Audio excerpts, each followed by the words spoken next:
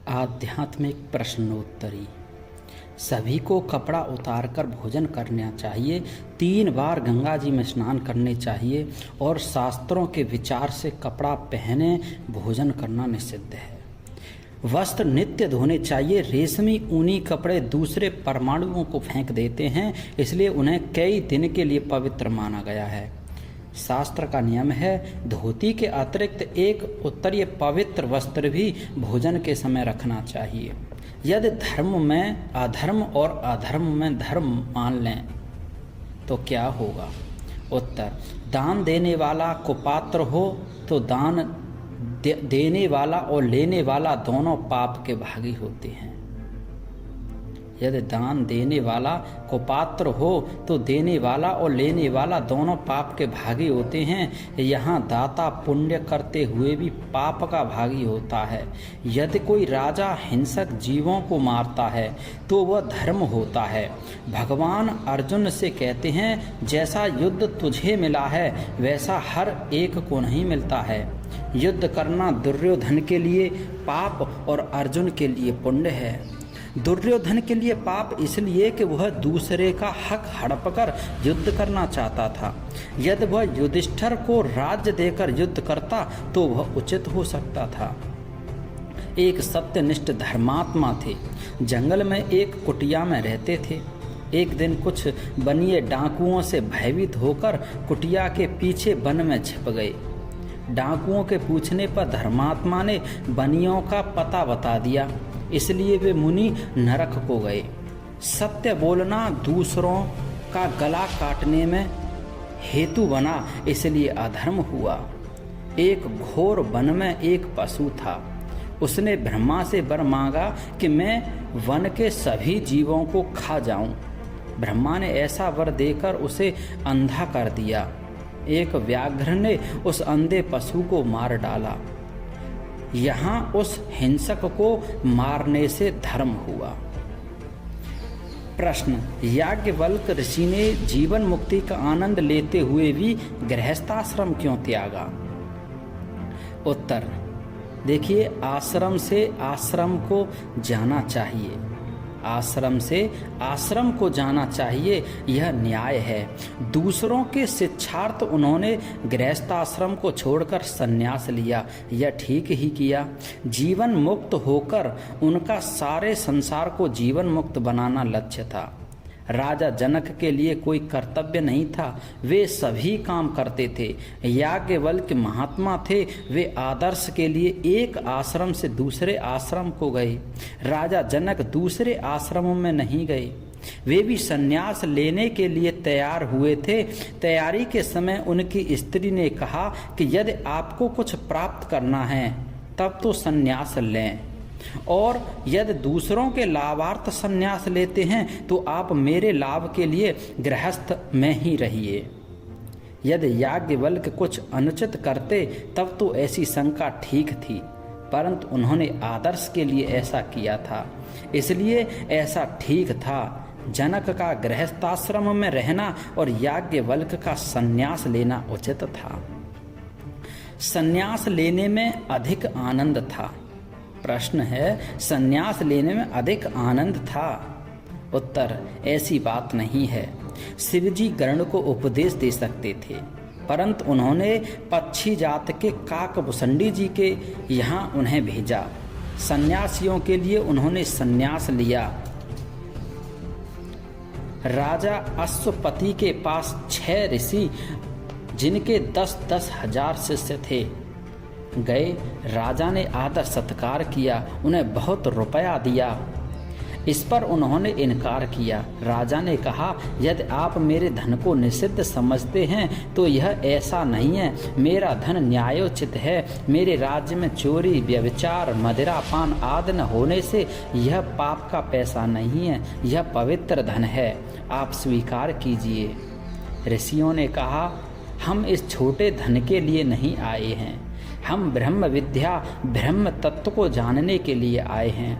राजा ने कहा, मैं क्षत्रिय हूँ, मैं दान रूप में आप ब्राह्मणों को दे सकता हूँ। राजा ने उन्हें उच्चासन पर बैठाकर ब्रह्म विद्या का उपदेश दिया। स्वयं नीचे बैठे। इस प्रकार ब्रह्म विद्या का उपदेश दिया। मेरा अधिकार उपदेश देने का नहीं है, क्योंकि मैं वैश्य हूँ और गृहस्थ हूँ, इसलिए आपकी सेवा में प्रार्थना में यह बातें कही जाती हैं। यदि आप कोई अच्छी बात समझें तो ले लें।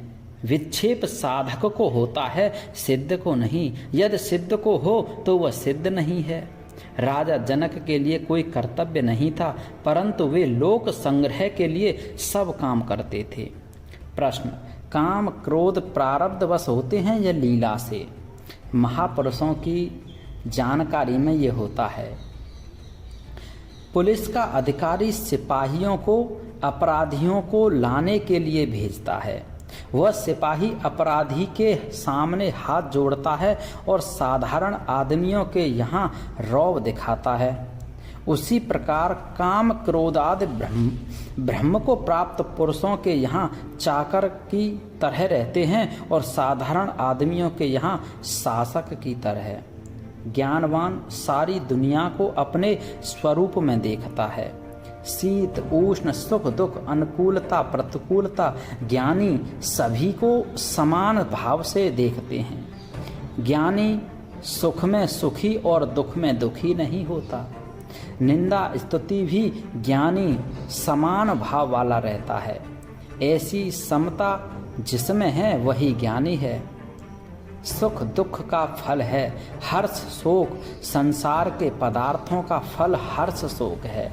अगर समझो मेरा पुत्र मर गया पर मुझे दुख नहीं हुआ, तो फिर दुख का ज्ञान ही होने से क्या आपत्ति है? समता का मतलब है कि न दुख का असर न सुख का असर, किसी प्रकार का विकार नहीं होता। यम लब्ध्वा चा परम लाभम मन्यते नाधिकम ततः यस्मिन् स्ततो न दुखेन गुरुणापि विचाल्यते। ये गीता का श्लोक है। परमात्मा की प्राप्ति रूप जिस लाभ को प्राप्त होकर उससे अधिक दूसरा कुछ भी लाभ नहीं मानता, और परमात्मा प्राप्ति रूप जिस अवस्था में स्थित योगी बड़े भारी दुख से चलायमान नहीं होता। दुख सुख प्रतीत हो तो कोई बात नहीं, पर उसका विकार नहीं आना चाहिए। असर न आवे तो ज्ञानी ही है। हर्ष शोक न हो तो फिर कोई विपत्ति आपत्ति नहीं है। चाहे जितने दुख के निमित्त आए, परमात्मा में स्थिति होने पर ज्ञानी उनसे रहित हो जाता है और वह हर्ष शोक नहीं पाता। सम रहना बड़ा मूल्यवान है। मिट्टी पत्थर सब समान हो जाए तो फिर कोई आपत्ति नहीं। अब आता है अगला प्रश्न, दूसरों के दुख को ज्ञानी कैसे दूर करें जब उसके लिए सब सम हैं? उत्तर, भगवान कहते हैं, मुझे सब समदर्शी कहते हैं, पर मैं भजने वालों को भजता हूँ, न भजने वालों को नहीं भजता। यह भगवान की विषमता नहीं मानी जाती है। यह भगवान की विषमता नहीं मानी जाती है। ज्ञानी की सारी क्रिया का त्याग और ग्रहण न्याययुक्त है। जब समझता है कि न्याययुक्त है तो वह करता है।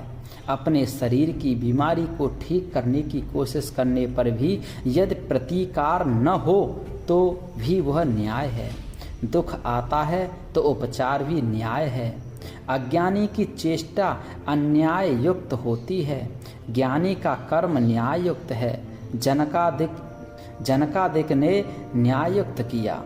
महात्मा की अपने और दूसरे के शरीर में समबुद्धि रहती है, पर उनको व्यवहार वैसा ही करना चाहिए जिससे दूसरों को शिक्षा मिले।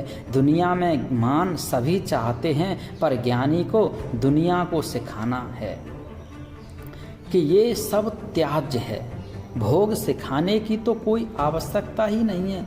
जिसकी आवश्यकता नहीं उसका त्याग करना सिखाना ज्ञानी का कार्य है। ज्ञानी को चाहिए कि यह बताए कि इत्र आदि पेशाब के तुल्य हैं। साधक के लिए जो उपयोगी बात हो वह दुनिया को सिखाए।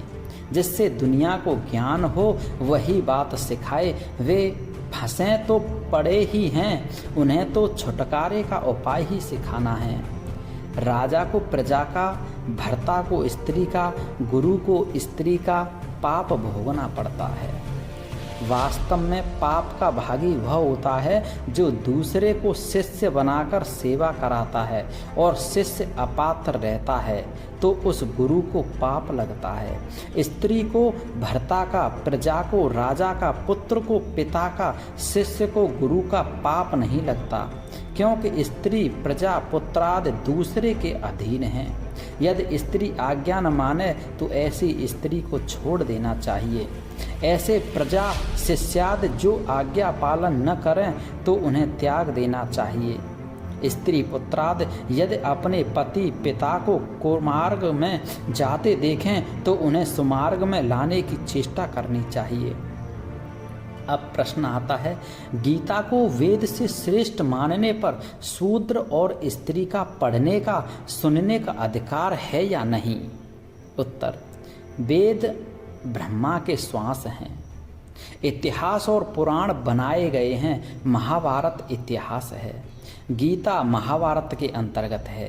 कोई कहता है कि उनका सुनने का अधिकार है और कोई पढ़ना और सुनना दोनों का अधिकार मानते हैं। कुछ वर्ष पहले ऋषिकेश में करपात्री जी महाराज में और मालवीय जी में सभा को पढ़ने सुनने और केवल सुनने के अधिकार में बहुत शास्त्रार्थ हुआ था।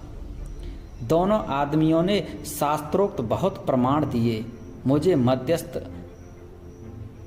वहाँ देखा गया, मुझसे पूछा गया, मैंने बहुत इनकार किया। मुझे करपात्र जी ने हृदय से एक बात कहने के लिए शपथ दी। कहा कि मालवीय जी का कहना शास्त्रोक्त है और करपा जी का भी कहना शास्त्रोक्त है, इसलिए जो जैसा माने उसके लिए वही ठीक है। कोई शूद्र कहता है कि मेरा पढ़ने सुनने में अधिकार है तो उसका कहना ठीक है। मैं कहूँगा कि तुम्हारा अधिकार है, और यदि वह कहेगा कि मेरा केवल सुनने का अधिकार है तो मैं कह दूंगा ठीक है। मैं तो ऐसा मानता हूँ कि जो गीता का भक्त है उसका पढ़ने सुनने का अधिकार है। अर्जुन को निमित्त बनाकर सबके लिए यह गीता बनाई गई है।